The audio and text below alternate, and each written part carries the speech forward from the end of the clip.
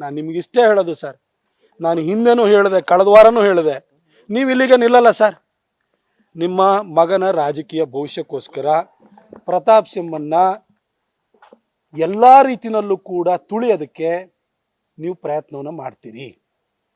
ನನ್ನ ಚಾರಿತ್ರ್ಯವಧೆಯನ್ನು ಮಾಡ್ತಾ ಇದ್ದೀರಿ, ನನ್ನ ಕುಟುಂಬವನ್ನು ಎಳಿತಾ ಇದ್ದೀರಿ, ನನ್ನ ತಮ್ಮಂದಿನ ಇನ್ನು ಫಿಕ್ಸ್ ಮಾಡೋಕ್ಕೆ ಅಂತ ನೋಡ್ತಾ ಇದ್ದೀರಿ ಸರ್. ನನ್ನ 3 ಗಂಟೆಗೆ ಅರೆಸ್ಟ್ ಮಾಡಿದ್ದಾರೆ. ಇವತ್ತವರೆಗೂ ಕೋರ್ಟಿಗೆ ಯಾಕೆ ಸರ್ ಪ್ರೊಡ್ಯೂಸ್ ಮಾಡಿಲ್ಲ? ನಿಮ್ಮ ಹತ್ರ ಅಷ್ಟೊಂದು ಎವಿಡೆನ್ಸ್ ಇದ್ಮೇಲೆ ಸರ್. PCCFಗೆ ನಾನು ಮಾತಾಡ್ತಾ ಇದ್ದೀನಿ, ರಾತ್ರಿಯಿಂದಲೂ ಮಾತಾಡ್ತಾ ಇದ್ದೀನಿ.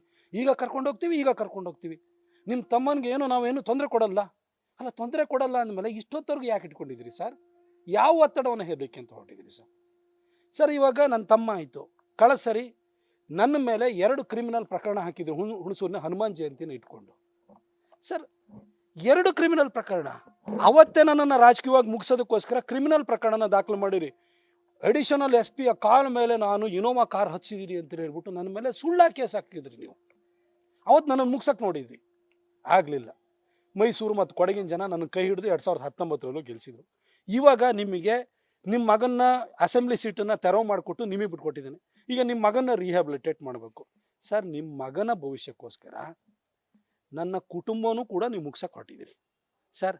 ಮನೆಯಲ್ಲಿ ನಮ್ಮ ವಯೋವೃದ್ಧ ತಾಯಿ ಇದ್ದಾಳೆ ಸರ್, ಅವಳನ್ನೂ ಅರೆಸ್ಟ್ ಮಾಡಿಬಿಡಿ ಸರ್, ಪರವಾಗಿಲ್ಲ. ನನ್ನ ತಂಗಿ ಇದ್ದಾಳೆ, ಅವಳನ್ನೂ ಅರೆಸ್ಟ್ ಮಾಡಿ. ನಮ್ಮ ಕುಟುಂಬನ ಮುಗಿಸ್ಬೇಕು ಅಂತ ಹೊರಟಿದ್ದೀರಿ, ಆಯ್ತು ಬಿಡಿ. ನಿಮ್ಮ ಕುಟುಂಬ ರಾಜಕಾರಣನೇ ಮುಂದುವರಿಲಿ. ನಿಮ್ಮ ಮಗನ ಭವಿಷ್ಯಕ್ಕೋಸ್ಕರ ಎಲ್ಲರೂ ಮುಗಿಸ್ಬಿಡಿ ಸರ್. ಆದರೆ ನಾನು ನಿಮಗೆ ಇಷ್ಟೇ ಹೇಳಲಿಕ್ಕೆ ಬಯಸ್ತೀನಿ ಸರ್. ಸರ್, ನಿಮಗೆ ಮುಂದೆ ಭಾಳಷ್ಟು ದಾರಿಗಳಿಲ್ಲ ಸರ್.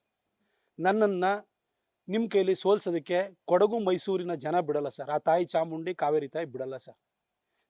ನೀವು ನನ್ನನ್ನು ಈ ರೀತಿ ಎಲ್ಲ ತಂತ್ರಗಾರಿಕೆಗಳನ್ನ ಮಾಡಿ ಮುಗಿಸೋದಕ್ಕೆ, ಇಲ್ಲ ನನ್ನನ್ನು ಜೀವನ ತೆಗಿಲಿಕ್ಕೆ ನೀವು ಪ್ರಯತ್ನ ಮಾಡ್ಬೋದು ಅಷ್ಟೇ. ಅದು ಬಿಟ್ಟು ನಿಮಗೆ ಬೇರೆ ದಾರಿ ಇಲ್ಲ sir. All the best sir, ನಿಮಗೆ ಒಳ್ಳೇದಾಗಲಿ. ಆದರೆ ನಾನು ಜಗ್ಗೋ ಮಗ ಅಲ್ಲ ಸರ್. Thank you sir.